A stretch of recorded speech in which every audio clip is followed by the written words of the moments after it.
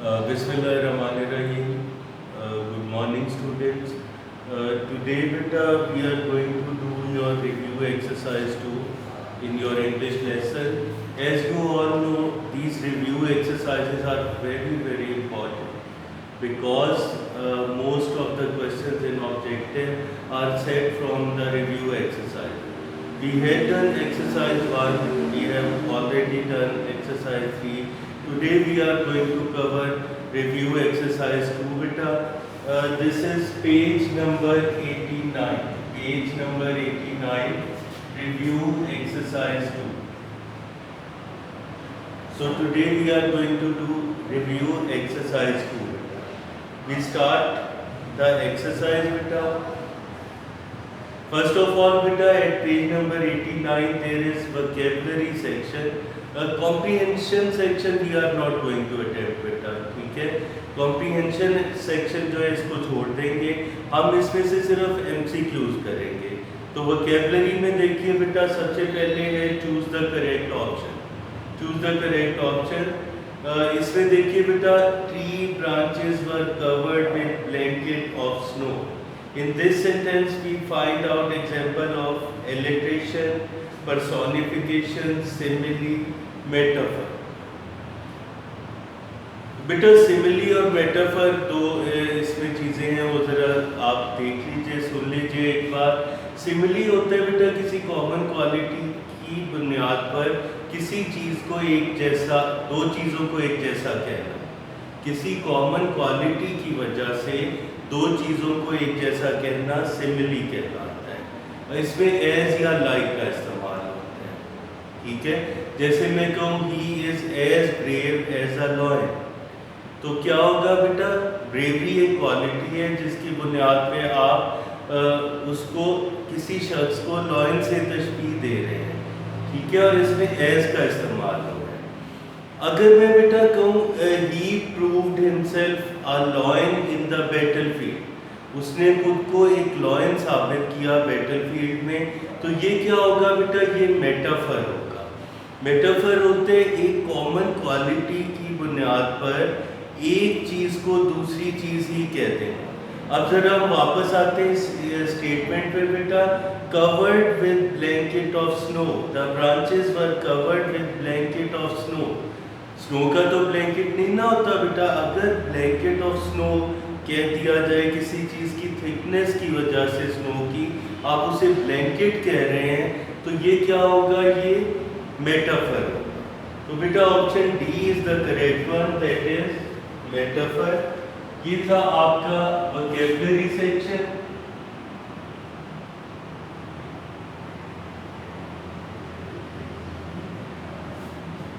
और इसका जो फर्स्ट MCQ है बेटा, that is option D. Option D first MCQ,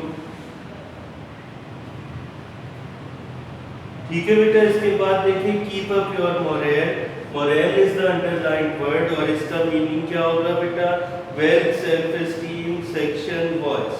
तो क्या हो सकता है बेटा, मोरल का wealth section self esteem voice. तो बेटा जाहिर है यहाँ पर इसका सेल्फ एस्टीम हो सकता है. तो सेल्फ एस्टीम जो है ऑप्शन बी है, तो ऑप्शन बी जो है इसका करेक्ट आंसर होगा. इसके बाद आते हैं बेटा थर्ड वन पे. The floors are covered with carpets. Covered with बेटा, कवर्ड विद का मतलब ढांपना. यहाँ पर जो चार ऑप्शंस हैं अंडरलाइन वर्ड के लिए वो क्या है बेटा, स्प्रेड, एक्सपोज्ड, स्ट्रेच्ड, एनक्लोज्ड. तो यहाँ पर बेटा क्या हो सकता है, स्प्रेड. Option A spread.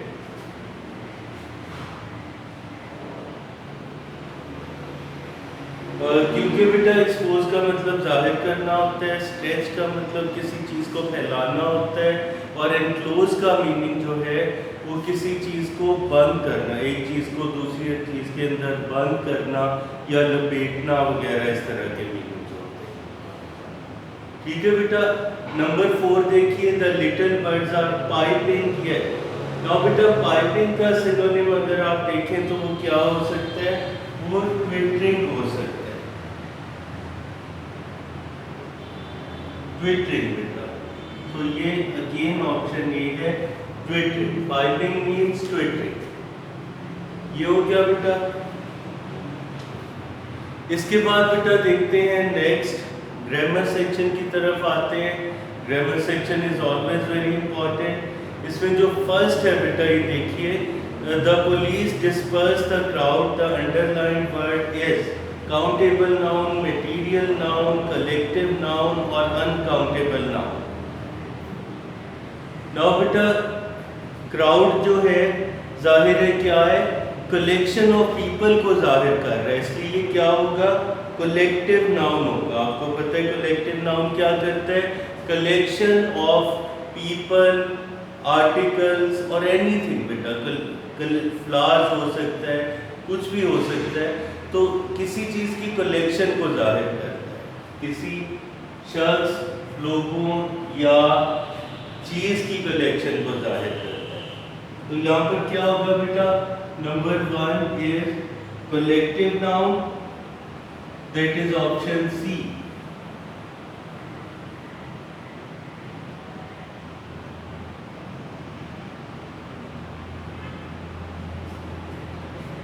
जी बेटा, तो फर्स्ट जो है इसका ऑप्शन सी करेक्ट आंसर होगा।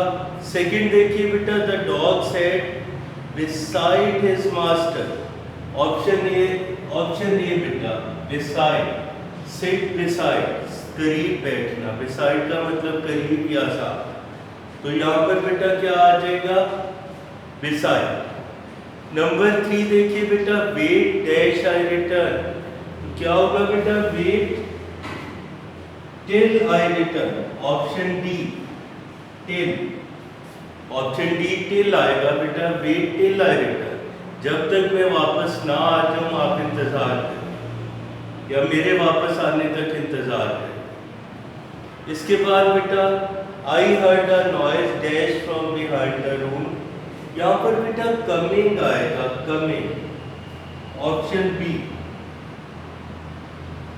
आती हुई आवाज, ठीक है जी, coming from behind the room, कमरे के पीछे से आती हुई आवाज, ठीक है बेटा। नंबर 5 देखते हैं जरा, he spoke very loud, the underlined word is an adverb of, very loud जो है बेटा क्या होगा, adverb of manner, frequency, degree and time,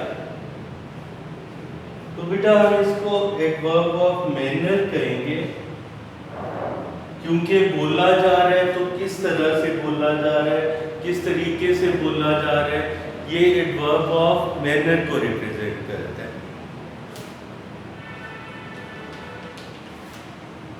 next बेटा देखते हैं number 6, we watched him go, the underlined word is an, past participle, gerund, present participle या infinitive। Now बेटा एक चीज देखें इस सेंटेंस पे, एक दफा गौर कीजिए, वॉच जो है मेन वर्ब है और वो एक एडिशनल वर्ब है, लेकिन सेंटेंस में इसका यूज एज अ वर्ब नहीं हो रहा, बल्कि सेंटेंस में इसका यूज एज अ नाउन हो रहा है। तो अगर एक एडिशनल वर्ब का यूज सेंटेंस में एक नाउन के तौर पे होता है तो हम इसको क्या कहते हैं, हम इसको इंफिनिटिव कहते हैं बेटा। तो number 6 is infinitive and that is option D, option D infinitive. Number 7 देखिए बेटा, he is fond of cooking, for is main verb जो है बेटा इधर इज है, और कुकिंग जो है बेटा एज वर्ब नहीं इस्तेमाल हो रहा, एज नाउन इस्तेमाल हो रहा है। वर्ब के साथ आईएनजी आए और इसका यूज एज अ नाउन किया जाए सेंटेंस में, तो आप इसको क्या कहते हैं, हम इसको जेरेंड कहते हैं। तो ये बेटा ऑप्शन ए जो है 7 का, option A gerund, option A gerund होगा। नाउ बेटा देखिए number 8, if you had studied hard you dash succeeded. अगर आप इस पे गौर करें सेंटेंस पे बेटा, तो ये कंडीशनल सेंटेंस है या शर्तिया जुमला है, और ये क्या जाहिर कर रहे हैं? If you had studied hard, अगर आपने मेहनत की होती, you would have succeeded. This is conditional of type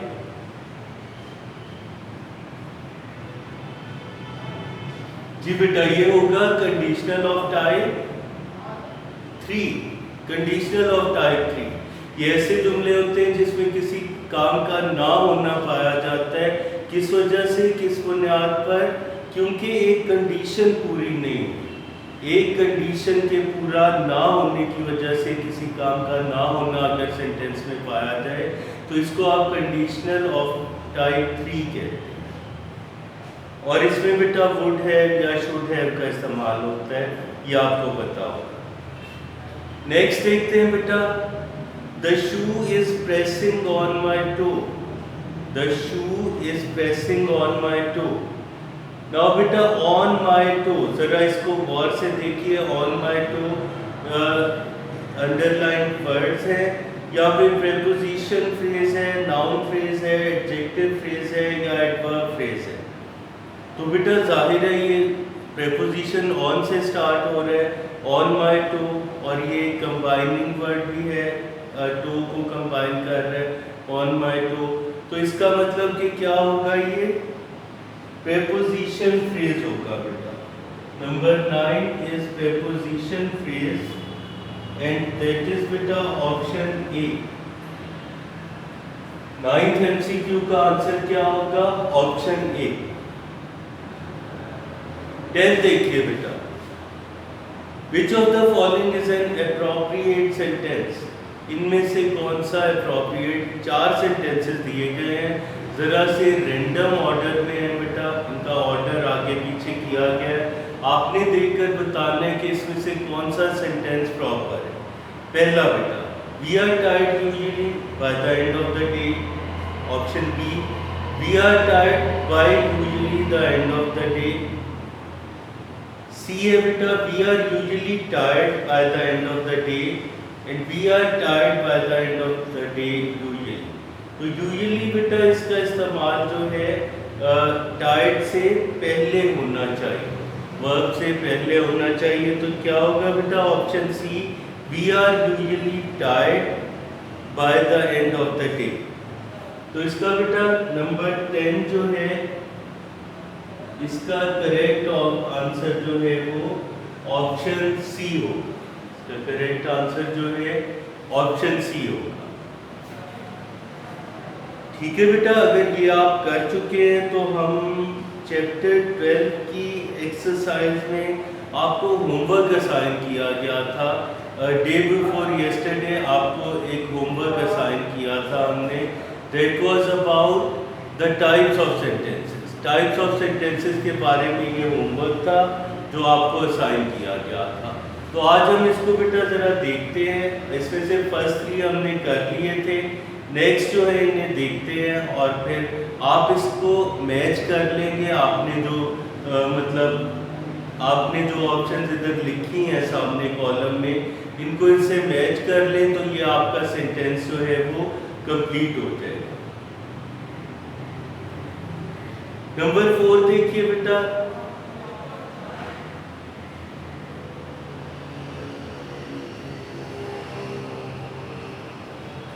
they finish the work in time. They finish the work in time कौन सा सेंटेंस है बेटा? जाहिर है एक सिंगल क्लॉज है तो ये एक सिंपल सेंटेंस है। दूसरे इसमें से कुछ पार्ट आप निकाल भी दें तो क्या होगा? ये आपका सेंटेंस का स्ट्रक्चर जो है वो चेंज नहीं होता और मेन क्लॉज अपनी जगह पर बाकी रहता है। तो number 4 is a simple sentence. Number 5 बेटा, my mother always praise for my success.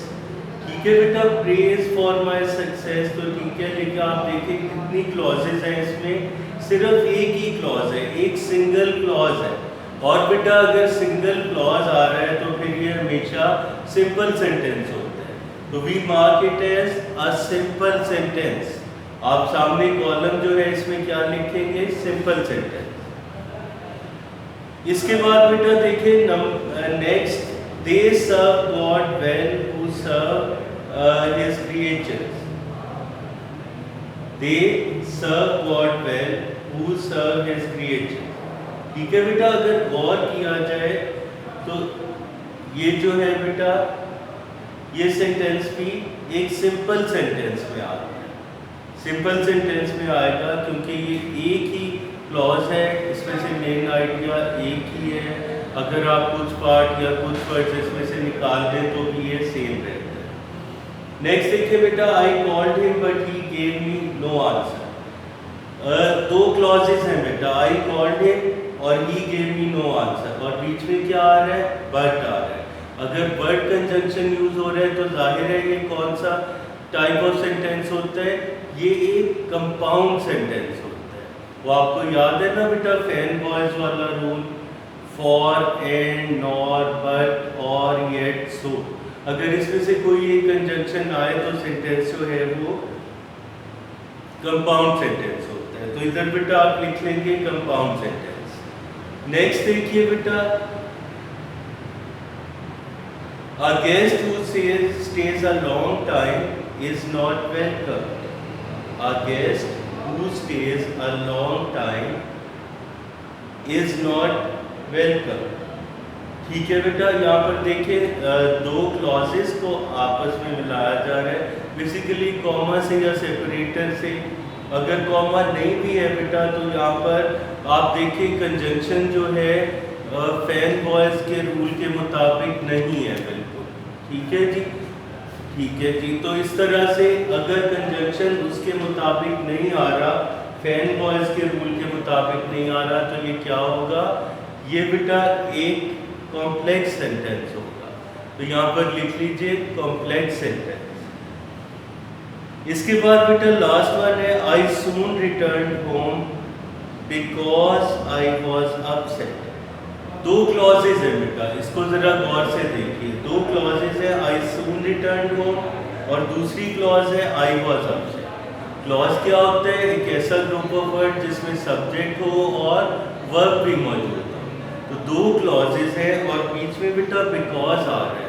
तो बिकॉज जो है किस तरह का कंजंक्शन है, सबऑर्डिनेटिंग कंजंक्शन है। ये कोऑर्डिनेटिंग कंजंक्शन नहीं है जो कि फैन बॉयज के रूल के मुताबिक आप करते हैं। सबऑर्डिनेटिंग कंजंक्शन हमेशा कब पाया जाता है बेटा, किस तरह के सेंटेंसेस में, कॉम्प्लेक्स सेंटेंसेस में। तो इसका मतलब बेटा ये कौन सा सेंटेंस होगा, ये एक कॉम्प्लेक्स सेंटेंस होगा। तो जो लास्ट है बेटा, I soon return home because I was upset, ये भी एक कॉम्प्लेक्स सेंटेंस है। अगर बेटा इसी पेज पे आप ऊपर देखें, पेज 132 था, ये पेज नंबर 132। यहाँ पर बेटा match the house to make complete sentences, दो तीन हम इसमें से करेंगे, बाकी आप मेरे ख्याल खुद कर सकते हैं। इसमें कोई भी चीज़ टेक्निकल नहीं है।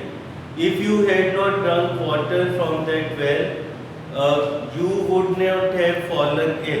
दो कॉलम्स में अलग अलग स्टेटमेंट्स हैं, इनको आपने आपस में मिलाना है। तो फर्स्ट को बेटा आप किससे मिलाएंगे, लास्ट वाले राइट साइड के कॉलम के लास्ट जो पार्ट ऑफ सेंटेंस है इसके साथ। If you had not drunk water from that well you would not have fallen in. यहाँ पे बेटा इन लिखा हुआ है, इसको प्लीज ठीक कर ले। ये वर्ड इल होना चाहिए, इल, आई डबल एल इल, बीमार होना, बीमार पड़ना। नेक्स्ट बेटा, if you eat sweets all the time, तो बेटा पहला ही ऑप्शन आपको जो नजर आ रहा है राइट साइड वाले कॉलम में, वो क्या है, your teeth would go bad. अगर आप हर वक्त स्वीट्स खाएंगे, मतलब मिठाइयाँ, मीठी चीज़ें खाएंगे, तो फिर क्या होगा, आपके दांत खराब हो जाएंगे। तो ऑप्शन 1 से इसे हम मैच करेंगे। नंबर 3 है बेटा, if you do not use a mosquito net,